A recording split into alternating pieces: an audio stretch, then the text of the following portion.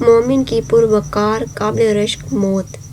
حضرت تمیم داری رضی اللہ تعالیٰ عنہ کہتے ہیں کہ اللہ تعالیٰ ملک الموت سے فرماتے ہیں کہ میرے فلاں ولی کے پاس جاؤ اور اس کی روح لے آؤ۔ میں نے خوشی اور غمی دونوں حالتوں میں اس کا امتحان لے لیا، وہ ویسا ہی نکلا جیسا کہ میں چاہتا تھا۔ اس کو لے آؤ تاکہ دنیا کی مشقتوں سے اس کو راحت مل جائے۔ ملک الموت 500 فرشتوں کی جماعت کے ساتھ اس کے پاس آتے ہیں۔ ان سب کے پاس جنت کے کفن ہوتے ہیں، ان کے ہاتھوں میں ریحان کے گلدستے ہوتے ہیں، ہر گلدستے میں 20 رنگ ہوتے ہیں اور ہر رنگ میں نئی خوشبو ہوتی ہے اور ایک سفید ریشمی رومال میں مہکتا ہوا مشک ہوتا ہے۔ ملک الموت اس کے سرہانے بیٹھتے ہیں اور فرشتے اس کو چاروں طرف سے گھیر لیتے ہیں اور اس کے ہر عضو پر اپنا ہاتھ رکھتے ہیں اور یہ مشک والا رومال اس کی تھوڑی کے نیچے رکھتے ہیں اور جنت کا دروازہ اس کی نگاہ کے سامنے کھول دیتے ہیں۔ اس کے دل کو جنت کی نئی نئی چیزوں سے بہلایا جاتا ہے۔ جیسے بچہ جب روتا ہے تو گھر والے مختلف چیزوں سے اس کا دل بہلاتے ہیں، کبھی اس کی حوریں سامنے کر دی جاتی ہیں، کبھی وہاں کے پھل، کبھی عمدہ عمدہ لباس، غرض مختلف چیزیں اس کے سامنے کی جاتی ہیں۔ اس کی حوریں خوشی میں کودنے لگتی ہیں۔ یہ سارے مناظر دیکھ کر اس کی روح بدن میں پھڑکنے لگتی ہے جیسا کہ پنجروں میں پرندے باہر نکلنے کے لیے پھڑکتا ہے، اور ملک الموت اس سے کہتا ہے اے مبارک روح، چل ایسی بیریوں کی طرف جس میں کانٹا نہیں، اور ایسے سائے کی طرف جو نہایت گہرا وسیع ہے اور پانی بہہ رہے ہیں۔ اللہ تعالیٰ نے قرآن مجید میں ارشاد فرمایا، کانٹوں سے پاک بیریوں میں اور اوپر تلے لدے ہوئے کیلے کے درختوں میں اور دور تک پھیلے ہوئے سائے میں اور بہتے ہوئے پانی میں اور ڈھیر سارے پھلوں میں جو نہ کبھی ختم ہوں گے اور نہ ان پر کوئی روک ٹوک ہوگی، اور وہ اونچے رکھے ہوئے فرشتوں میں۔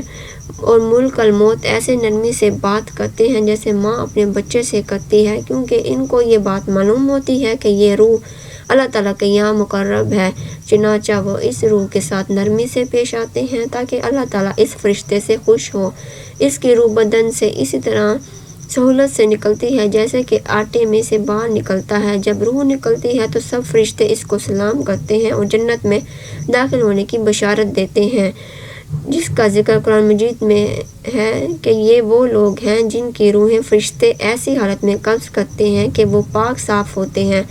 وہ ان سے کہتے ہیں کہ سلامتی ہو تم پر، جو عمل تم کرتے رہے ہو اس کے صلے میں جنت میں داخل ہو جاؤ۔ دوسری جگہ ارشاد باری تعالیٰ ہے، پھر اگر وہ مرنے والا اللہ کے مقرب بندوں میں سے ہو تو اس کے لیے آرام ہی آرام ہے، خوشبو ہی خوشبو ہے اور نعمتوں سے بھرا باغ ہے۔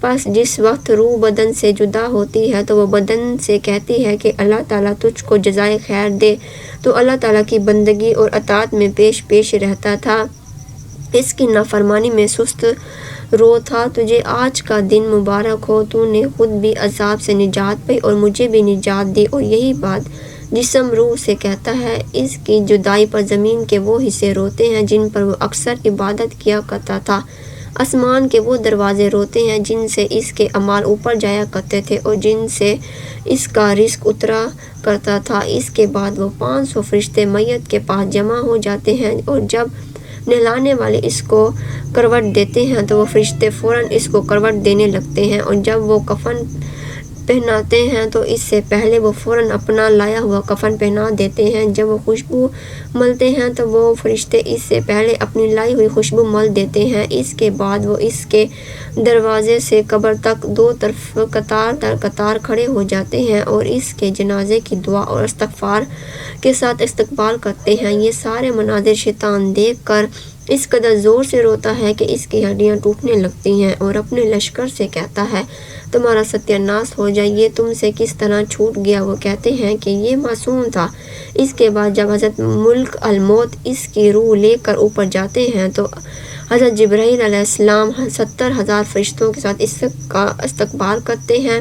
یہ فرشتے اس کو اللہ تعالیٰ کی طرف سے بشارتیں دیتے ہیں کہ اس کے بعد جب ملک الموت علیہ السلام اس کو عرش تک لے جاتے ہیں تو وہاں پہنچ کر وہ روح سجدے میں گر جاتی ہے۔ اللہ تعالیٰ کا ارشاد ہے کہ میرے بندوں کی روح کو پہنچا دو۔ جب اس کی قبر میں رکھی جاتی ہے تو اس کی نماز دائیں طرف آ کر کھڑی ہو جاتی ہے، روزہ بائیں طرف کھڑا ہو جاتا ہے، قرآن مجید کی تلاوت اور اللہ کا ذکر اس کی طرف سر کی طرف کھڑا ہو جاتا ہے اور جماعت کی نماز کو جو قدم چلے ہیں وہ پاؤں کی طرف کھڑے ہو جاتے ہیں اور مسائی پر اور گناہوں سے صبر قبر کے ایک جانب کھڑے ہو جاتے ہیں۔ اس کے بعد عذاب الہی خوفناک شکل میں اپنی گردن نکالتا ہے اور مدعا تک پہنچاتا ہے۔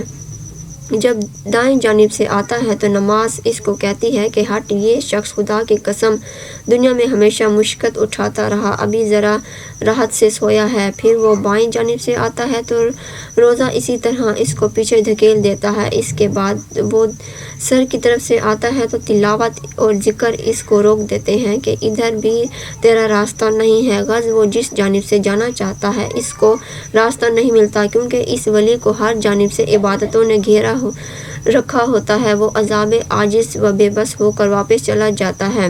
اس کے بعد جب صبر جو ایک کونے میں کھڑا ہوتا ہے ان عبادتوں سے کہتا ہے کہ میں اس انتظار میں تھا کہ اگر کسی جانب عبادت کی کسی قسم کی کمزوری سے کچھ ضعیف ہو تو میں اس جانب سے مزاحمت کروں گا، مگر الحمدللہ تم نے مل کر اس کو رفع کر دیا۔ اب میں میزان و ترازو کے وقت اس کے کام آؤں گا اور اس کے نیکیوں کے پلڑے کو بھاری کر دوں گا۔ اس کے بعد دو فرشتے اس مردے کے پاس آتے ہیں جن کی آنکھیں بجلی کی طرح چمکتی ہیں اور آواز بادلوں کی طرح زوردار گرج کی طرح ہوتی ہے۔ ان کے دانتوں کی کچلیاں گائے کے سنگوں کی طرح ہوتی ہیں۔ ان کے منہ سے سانس کے ساتھ آگ کی لپیٹیں نکلتی ہیں۔ بال اتنے بڑے کہ پاؤں تک لٹکے ہوتے ہیں۔ ان کے ایک مونڈھے سے دوسرے مونڈھے تک اتنا فاصلہ کہ کئی دن میں چل کر پورا ہو۔ مہربانی اور نرم نام کی کوئی چیز ان کے پاس نہیں ہوتی، البتہ سختی کا معاملہ مومنوں کے ساتھ نہیں کرتے، لیکن حیت ہی کیا کم ہے۔ ان کو منکر اور نکیر کہا جاتا ہے۔ ان میں سے ہر ایک کے ہاتھ میں ایک تنا بڑا اور بھاری ہتھوڑا ہوتا ہے کہ اگر ساری دنیا کے انسان اور جنات مل کر اٹھانا چاہیں تو ان سے نہ اٹھ سکے۔ وہ آ کر مردے سے کہتے ہیں کہ بیٹھ جاؤ۔ مردہ ایک دم بیٹھ جاتا ہے اور کفن اس کے سر سے نیچے سرین تک آ جاتا ہے۔ وہ سوال کرتے ہیں تیرا رب کون ہے، تیرا مذہب کیا ہے، تیرا نبی کا کیا نام ہے؟ مردہ کہتا ہے کہ میرا رب اللہ تعالیٰ ہے جو واحد لا شریک ہے، وہ تنہا مالک ہے، اس کا کوئی شریک نہیں۔ میرا دین اسلام ہے، میرے نبی محمد صلی اللہ علیہ وآلہ وسلم ہے جو خاتم النبیین ہے۔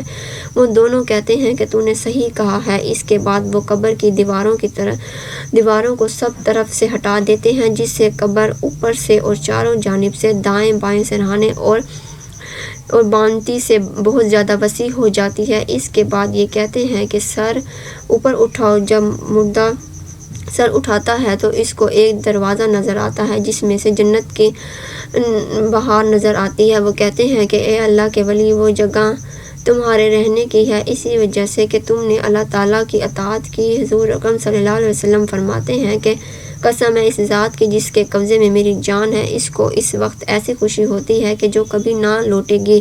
اس کے بعد وہ فرشتے کہتے ہیں کہ اب اپنے پاؤں کی طرف دیکھو۔ وہ دیکھتا ہے تو جہنم کا ایک دروازہ نظر آتا ہے جس سے جہنم کے عذاب کی مختلف خوفناک شکلیں اس کو نظر آتی ہیں۔ وہ فرشتے کہتے ہیں کہ اللہ کے ولی، تو نے اس دروازے سے نجات پائی۔ اس وقت مردے کو اس قدر خوشی ہوتی ہے جو کبھی نہ لوٹے گی۔ اس کے بعد قبر میں 70 دروازے جنت کی طرف کھول جاتے ہیں جن میں سے وہاں کی ٹھنڈی ہوائیں اور خوشبو آتی رہتی ہے اور قیامت تک یہی منظر رہے گا۔